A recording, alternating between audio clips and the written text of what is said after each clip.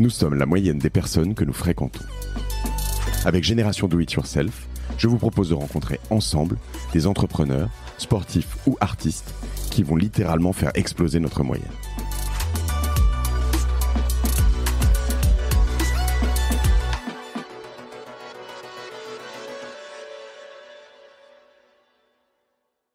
Exit windows. L'une de ces questions est celle des fenêtres de sortie. Combien en existe-t-il et est-ce qu'il y a un alignement efficace d'investisseurs à chaque fenêtre de sortie? Est-ce qu'il y a un ratio équilibré d'investisseurs pour les entreprises entre 0 et 10 millions, entre 10 et 20 millions? Donc ça, c'est une des questions. Et l'autre question, je pense, c'est est-ce que les investisseurs vont adapter leurs attentes pour se résoudre à des rendements inférieurs? Essayons donc de commencer par la dernière. Je pense qu'elle est intéressante. Dans chaque modèle de fonds de capital risque, on espère que chaque entreprise va réussir. Mais on s'attend à ce qu'un pourcentage soit un sous-ensemble de cette réussite. Lorsque j'ai élaboré le modèle de fonds pour le fonds 4 de Seedcamp, j'ai notamment pris un pourcentage basé sur toutes les entreprises que nous avons vues et j'ai aligné ce pourcentage multiplié par le multiple de rendement du fonds. Donc un rendement à un multiple de 10 ou 10x, 9x, 8x, 7x, 6x, 2x, 1x. L'investissement moyen était de $100 000, juste pour donner un chiffre. Donc un certain pourcentage d'entreprises aurait un rendement 1x, d'accord? 2x serait 200 000, 3x serait 300 000, et ainsi de suite. Quand on regarde la répartition des entreprises, 1% aurait eu un rendement 10x. 5% était entre 1x et 5x. Et tout le reste était à 1x et en dessous. Donc, tant que le modèle tenait comme prévu, on pouvait garantir un rendement entre 3 et 5x à tous nos investisseurs. Dans cette échelle, il existe un mécontentement et une attente que certaines entreprises n'atteindront pas la valorisation à 1 milliard ou 500 millions. Elles pouvaient être à 50 millions et ça nous va. Donc, pour répondre à ta question, tous les investisseurs sont à l'aise avec une large panoplie de sorties. Mais être à l'aise avec une sortie ne signifie pas nécessairement qu'elle a un retour sur investissement. Je ne pense donc pas qu'un investisseur soit mécontent d'un retour sur investissement positif. Je pense que c'est toujours une bonne chose, c'est toujours bien. Et si cela fonctionne pour tout le monde, il y a une variété d'entreprises qui bénéficient d'une bonne sortie plutôt que de tomber à zéro parce qu'elles n'ont pas choisi de sortie. Il y a toute une philosophie derrière cette affirmation. Alors, on reviendra sur l'autre partie de la question, mais je pense que mon commentaire là-dessus est important.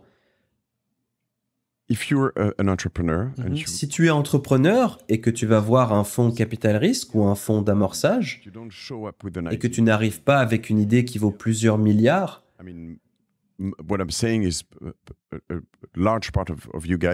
la plupart d'entre vous n'investiront pas parce que le risque n'en vaut pas la peine.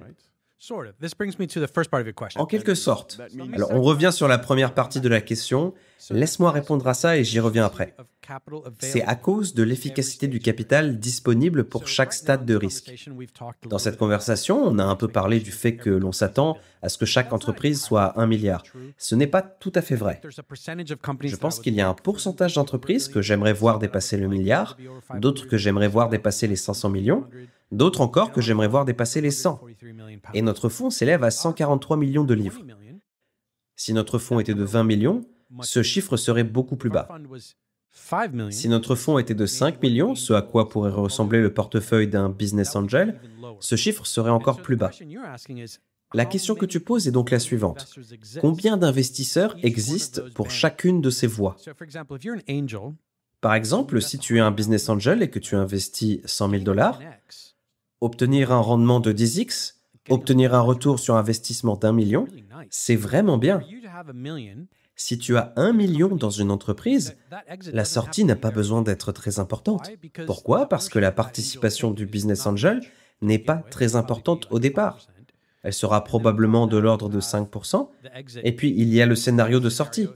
L'investisseur a probablement levé des fonds qu'auprès de 2 ou 3 autres business angels. Et c'était pour tout ce round. Ils peuvent donc obtenir une sortie à 20 millions avec tout un groupe de business angels et tout le monde est content. Donc, y a-t-il suffisamment de business angels pour couvrir les entreprises qui vendent à 20 millions d'euros? Je dirais que la situation est bien meilleure aujourd'hui qu'elle ne l'a jamais été. C'est pourquoi Crowdcube existe, c'est pourquoi Seeders existe, c'est pourquoi quand on regarde la plupart des marques de vente au détail, c'est aussi beaucoup de clubs d'investissement. Oui, exactement. Et donc si tu regardes les sociétés de boissons ou d'alimentation ou autres, ce sont des sociétés de vente au détail. Ces sociétés de vente sur le marché public, le multiple de la valeur d'entreprise sur les revenus n'est pas très élevé parce que c'est juste une industrie qui a un rendement de 2x ou 3x sur les revenus. Donc cela signifie que ces entreprises peuvent travailler très dur, générer des revenus assez importants, mais qu'elles ne vaudront jamais des milliards de dollars ou de livres. Il existe donc des sorties à 20 millions, 50 millions par un acheteur stratégique ou quelque chose comme ça. Et tous les business angels qui ont participé à cette entreprise ont gagné beaucoup d'argent. Le fondateur a gagné beaucoup d'argent. Tout le monde est content, n'est-ce pas?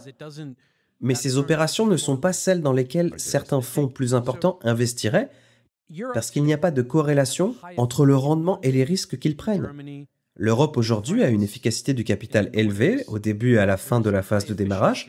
C'est le cas à Londres, en Allemagne, en France et dans les pays nordiques. Et en d'autres termes, il y a suffisamment de business angels et de fonds d'amorçage pour couvrir une grande partie de ces investissements. Là où les choses se compliquent, c'est à l'étape de croissance supérieure. C'est là que l'on voit un grand nombre de fonds américains arriver pour fournir des capitaux aux entreprises qui se développent un peu plus. Le côté capital de croissance des choses, c'est là qu'il y a le moins d'argent. Il existe de bonnes données à ce sujet, je ne les ai pas sous les yeux, mais il y a de bonnes données qui montrent le nombre d'investisseurs à tous les stades. Et pour répondre à ta question, oui, les gens sont heureux à 20, 30, 50, 100. Donc lorsqu'on parle d'un fonds comme le mien, nous sommes satisfaits de 500 et plus, mais nous comprenons que certaines sorties se font de 10 à 20, de 20 à 50, de 50 à 100. Et en fin de compte, mon travail consiste à veiller à ce que les fondateurs réussissent. Et donc oui, bien sûr, si nous parlons du rendement final du fonds, il faut qu'il y ait 1 ou 2 investissements vraiment extraordinaires et un certain nombre plutôt bons et quelques-uns réussis. Mais dans l'ensemble, tout ira bien. Ce qui est le plus important pour moi, c'est que chaque fondateur ait eu une bonne expérience et qu'il ait réussi du mieux qu'il a pu. Et si je le fais suffisamment, on aura le rendement nécessaire et c'est comme ça que le fonds fonctionne.